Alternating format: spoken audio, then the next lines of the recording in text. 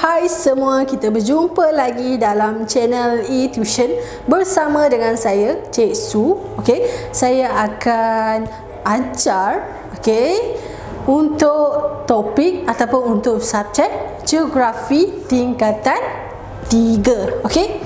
Jadi, untuk hari ini kita akan masuk bab yang baru, iaitu bab sumber semula jadi utama dan juga kerjasama ekonomi di dunia. Okey, ingat di dunia, bukan di Malaysia. Ini kita dah masuk bab yang lebih advance, iaitu sumber semula jadi yang ada di dunia, and then sumber utama di dunia. Jadi untuk kelas hari ini, apa yang kamu akan dapat? Kamu akan tahu dekat negeri mana yang ada sumber semula jadi. Contoh, negara yang ada petroleum dekat mana? Contoh, negara mana yang ada biomas, and then apa itu tenaga suria, and then kamu akan kena pasti apa itu tenaga ombak, dekat mana yang ada tenaga ombak ni.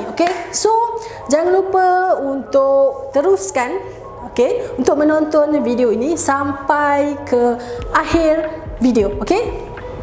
So jangan lupa untuk share video ni, dan juga jangan lupa untuk follow PTN untuk mendapatkan lagi lebih banyak video-video yang memberi kebaikan kepada anda semua. Jadi negara mana ataupun negara mana yang ada sumber utama petroleum? Bila bercakap pasal petroleum, apa yang kamu ingat? Apa yang kamu dalam fikiran kamu? Kamu ingat apa? Petronas? Kamu cuma ingat lebih kepada apa lagi selain daripada Petronas? Kamu ingat Shell? Kamu ingat apa lagi jenama stesen lagi? Banyak lah kan. Jadi negara mana yang merupakan sumber ataupun negara yang ada sumber utama dia adalah petroleum? Contohnya negara apa? Negara Arab Saudi. Arab Saudi ni maksudnya negara yang, maksudnya kalau bila bercakap pasal negara yang ada sumber petroleum, of course lah kan, negara yang kaya juga kan.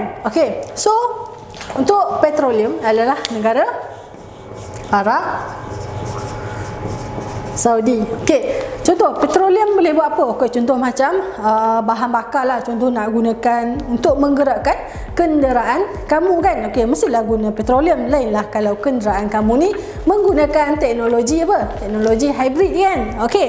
Lepas tu yang kedua, sumber semula jadi yang kedua, iaitu gas asli. Dekat negara mana yang ada gas asli? Dekat mana? Negara US ataupun Amerika Syarikat. So untuk negara Amerika Syarikat ni, mereka ni merupakan pengeluar kepada gas asli. Gas asli ni boleh gunakan apa? Bila sebut pasal gas asli, apa yang fikiran kamu? Apa yang kamu rasa kamu tahu? Gas asli ni kalau kamu punya pemikiran, mesti kamu akan ingat gas masak kan, betul tak? So gas memasak merupakan gas asli. Kemudian yang ketiga, sumber semula jadi yang ketiga iaitu sumber geoterma. Sumber geoterma ni adalah sumber yang macam mana? Dia merupakan sumber ataupun tenaga daripada haba yang dikeluarkan oleh bumi. Maksudnya bumi ni dia dipengaruhi oleh haba dan juga haba daripada teras bumi. Jadi negara mana yang ada geoterma? Contohnya kita ambil macam Iceland. Negara Iceland.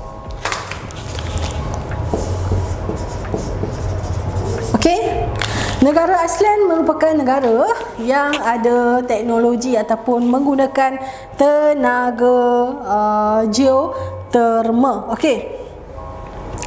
Jadi selalunya negara yang menggunakan teknologi geoterma ni, dia lebih kepada negara yang agak dekat dengan gunung berapi, sebab dia berlakunya apa?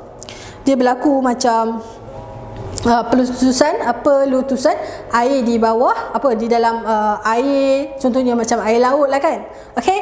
Lepas tu yang keempat, okey. Yang keempat merupakan tenaga biomas. Okey, tenaga biomas. Tenaga biomas ni tenaga yang macam mana? Okey. Tenaga biomas ni adalah tenaga di mana dia lebih kepada menggunakan sisa-sisa. Okey, sisa yang macam mana? Contohnya macam sisa-sisa daripada ladang, contohnya daripada perebutan najis-najis haiwan kan. Okey, jadi tenaga biomas ni dia kebanyakannya digunakan di negara India. Maksudnya najis-najis haiwan ni, okey, dia boleh buat baja untuk menyuburkan apa? Menyuburkan tanaman-tanaman yang ada dekat negara India. Okey, so tak adalah menggunakan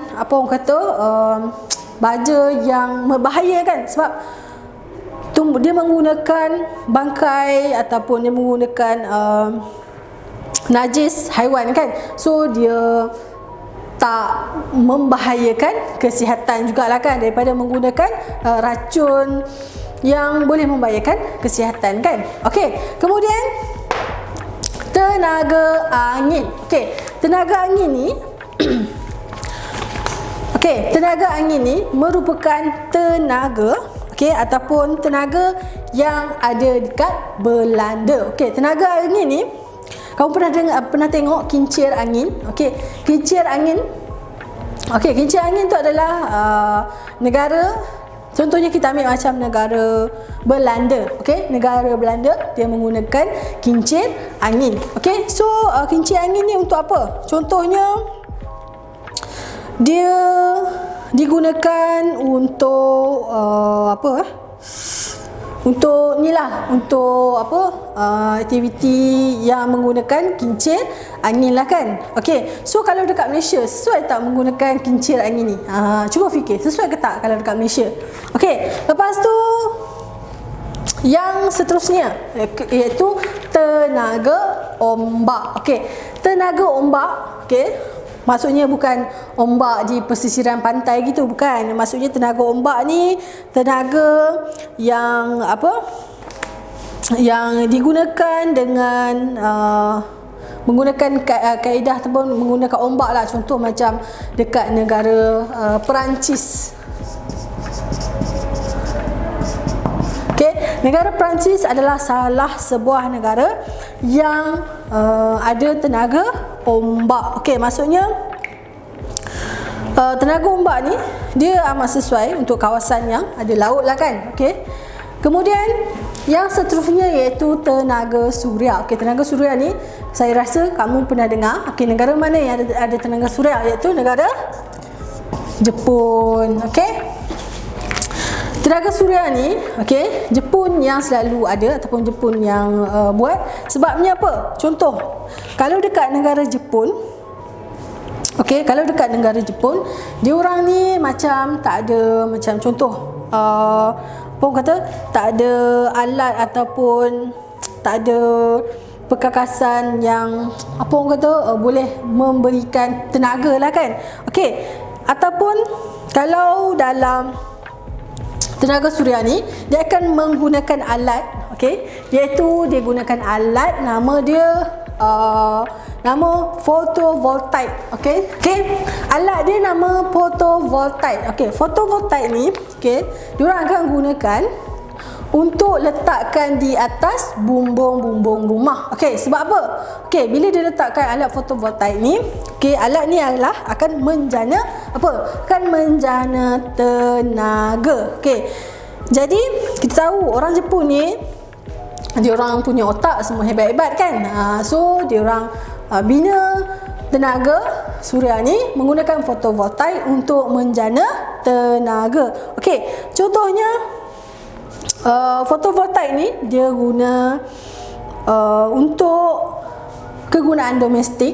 Okey, contohnya kegunaan domestik untuk memanaskan air, untuk menyalakan lampu. Okey, lepas tu dia ada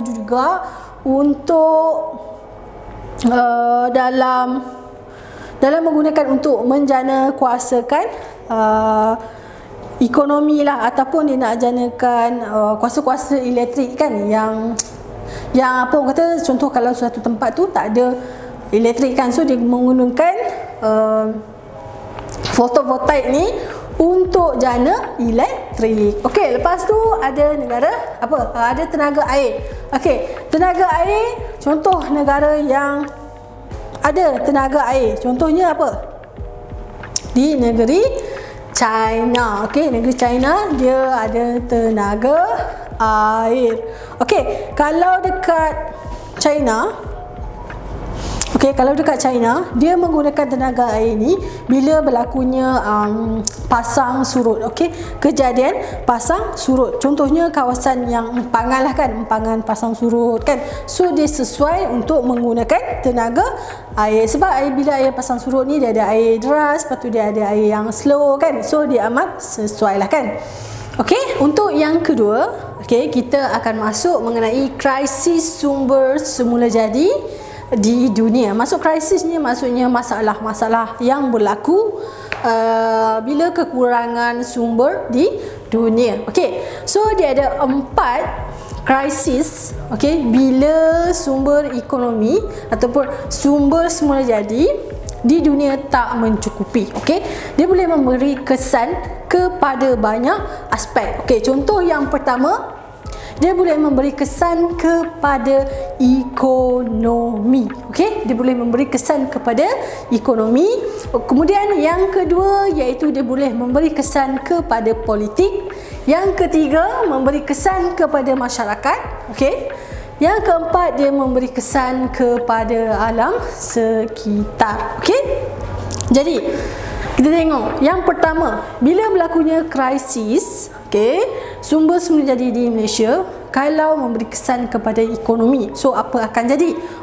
Bila memberi kesan kepada ekonomi, yang pertama, dia memberi kesan kepada pendapatan ekspor dan juga import. Maksudnya pendapatan ataupun income untuk sesebuah negara tu, daripada ekspor dan juga import sesuatu barang, so dia menjadi rendah. Contohnya kalau kurang sumber ataupun berlakunya kekurangan sumber. Jadi negara yang banyak buat ekspor kayu balak kan, so bila ada permintaan, so kayu balak pun tak ada, so akan berlaku apa? Jadi kalau dalam terms ekonomi, kalau berlakunya kalau dalam ekonomi berlakunya permintaan lebih daripada penawaran, akan berlakunya apa? Jadi macam ni lah. Bila dah permintaan lebih daripada penawaran, maksudnya yang meminta 50 kan, yang boleh tawarkan cuma 30, maksudnya tak dapat supply dengan banyak. So apa akan jadi? So harga sumber, contohnya macam sumber petroleum, so bila barang sikit, so ramai orang nak barang tu, harga dia akan menjadi tinggi ataupun harga menjadi mahal lah kan. So akan berlaku kenaikan harga sumber, contohnya bahan petroleum kan, contohnya bahan macam gas asli. Kalau tak cukup, contoh petroleum mesti akan kita guna dalam kehidupan seharian kita kan. Lepas tu yang ketiga, dari segi ekonomi, dia akan meningkatkan kos sara hidup. Macam mana dia boleh meningkatkan kos sara hidup? Bila apa? Bila dah ekonomi tak elok, ekonomi tak stabil kan, so sudah semestinya dari segi mata wang, mata wang kita pun akan ataupun mata wang sesebuah negara tu akan jatuh. Jadi bila mata wang jatuh, jadi kuasa beli pun akan jatuh. Contohnya contohnya kalau seseorang tu macam suka kan pergi bershopping atau pergi ke negara-negara luar, contoh macam Thai baht dengan Malaysia, so duit Malaysia dah jatuh sekarang kan. So bila kita tukar kan, dulu kalau kita tukar RM1 duit kita boleh jadi ataupun boleh jadi 10 baht duit Thailand. Sekarang dah tak ada dah lah.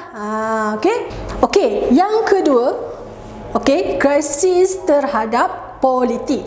Kalau berlakunya krisis semula jadi, okey, apa dari segi politik ataupun apa side politik ataupun apa akan berlaku jika krisis sumber semula jadi ini terjadi kepada dunia. Okey, yang pertama, okey, dari segi politik. So, dia akan menyebabkan berlakunya perebutan kawasan. Berebut macam mana? Kawasan yang macam mana? Contoh, akan berlakunya perebutan kawasan yang ada sumber-sumber semula jadi yang banyak ataupun kawasan yang ada sumber semula jadi, maksudnya kaya dengan alam semula jadilah. Okey, jadi maksudnya akan berlakunya perebutan. Maksudnya okey, negara ni kata okey, negara ni dia punya. Okey, negara ni negara satu lagi kata okey, ini bahan semula jadi ni okey, dia punya. Okey, so akan berlakunya perbalahan. So bila berlakunya perbalahan, so apa akan jadi? So dia juga akan memberi kesan ataupun memberi konflik dalam negara dan boleh membawa kepada krisis apa? Krisis terhadap ekonomi. Okey, bila dah berlakunya konflik dalam negara, okey, dia akan menyebabkan konflik dalam ekonomi juga. Okey? Okey, yang ketiga, okey, apa akan jadi kalau berlakunya krisis semula jadi dalam dunia? Okey, yang ketiga iaitu kesan terhadap masyarakat. So bila berlakunya krisis, masyarakat juga akan terkena tempiasnya. Okey, so apa akan jadi? Okey, yang pertama akan berlakunya peningkatan kadar kemiskinan. So bila sumber tak ada, kan, sumber terhad, so akan berlakunya kadar kemiskinan tu semakin tinggi. Okey, ataupun penduduk yang semakin miskin, dia akan jadi semakin miskin. Okey, sebab apa? Sebab kekurangan sumber. Contohnya sumber-sumber untuk makanan ataupun sumber untuk yang boleh menjana pendapatan, kan.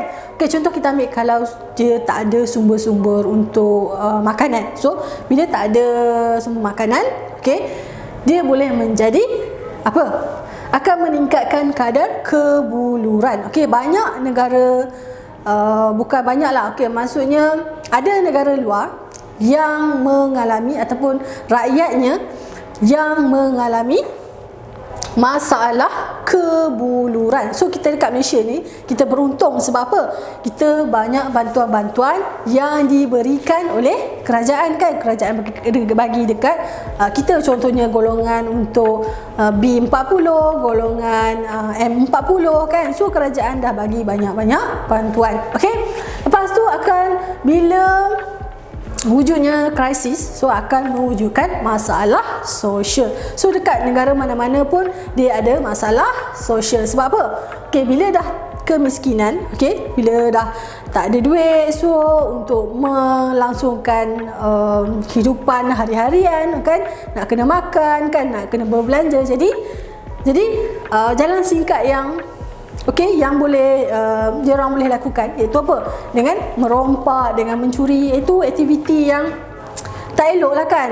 Maksudnya aktiviti yang mendatangkan masalah sosial. Sebab apa? Sebab daripada krisis ni lah. Okey. Okey, untuk yang keempat, okey, iaitu akan berlakunya masalah dari segi alam sekitar. So bila berlakunya masalah alam sekitar, so apa akan jadi? So bila berlakunya krisis, okey, krisis semula jadi, and then apa kesan kepada alam sekitar? Iaitu yang pertama akan berlakunya apa? Kemerosotan kualiti alam sekitar. Maksudnya alam sekitar tu dah tak berkualiti, yang dah tak elok, kan, ataupun okey, contohnya kemerosotan alam sekitar ataupun kemerosotan kualiti alam sekitar, maksudnya nanti generasi yang akan datang tu, okey, so dia dah tak dapat melihat keindahan alam sekitar. So kena jagalah alam sekitar, sama ada di dunia ataupun di Malaysia. Kita kena jaga alam sekitar kita supaya jadi cantik dan boleh diteruskan ataupun boleh dilihat oleh generasi yang akan datang. Okey, kemudian yang kedua akan berlakunya ketidakseimbangan alam sekitar dan juga ekosistem. Okey, ekosistem ni contohnya macam Contohnya macam hidupan laut ke, hidupan dalam dalam hutan kan, dalam hutan semula jadi, ataupun dalam hutan hutan simpan ke, maksudnya alam semula jadi dan juga hidupan-hidupan yang memerlukan kawasan alam sekitar ataupun kawasan yang hijau untuk terus hidup. Contohnya kita ambil, kalau berlakunya tak ada tempat yang menjadi habitat untuk haiwan tu tinggal. Contoh kita ambil macam gajah kan. Okey, gajah selalunya dia akan hidup di kawasan hutan-hutan kan. Contohnya kita ambil macam harimau. So bila kawasan ataupun habitat dia dah terancam, so dia akan boleh mengancam kita punya hidupan balik kan. Betul tak? Okey, lepas tu yang terakhir dia akan berlakunya kemusnahan flora dan fauna. Okey, maksudnya bila berlakunya kemusnahan flora dan fauna, so akan menjadikan ataupun boleh menyebabkan jenis-jenis spesies flora dan fauna ini, nanti anak-anak kamu ataupun generasi yang akan datang pun dah tak kenal. Contohnya dah tak kenal bunga rafflesia, dah tak kenal gajah, macam mana rupa harimau kan. So maksudnya kemusnahan tu berlaku akibat apa? Akibat berlakunya krisis sumber semula jadi yang tak cukup. Okey, jadi guys, so nanti kita kawan-kawan 1, 2, 3, 4. Okey guys, so sampai di sini kelas kita untuk subjek geografi untuk tajuk sumber semula jadi utama dan kerjasama ekonomi di dunia. Okey, jadi jangan lupa untuk share dan jangan lupa untuk mengikuti video yang akan datang.